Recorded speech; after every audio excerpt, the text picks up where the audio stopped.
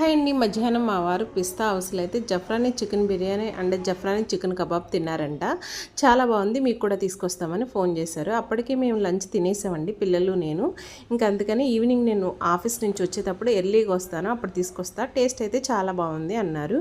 అప్పటికి 2 months నుంచి మేము నాన్ వెజ్ తినట్లేదండి, అందుకని full biryani and chicken kebab మొత్తం తీసుకొస్తే ఇంకా పిల్లలు నేను తింటాము మంచిగా అనుకున్నారు.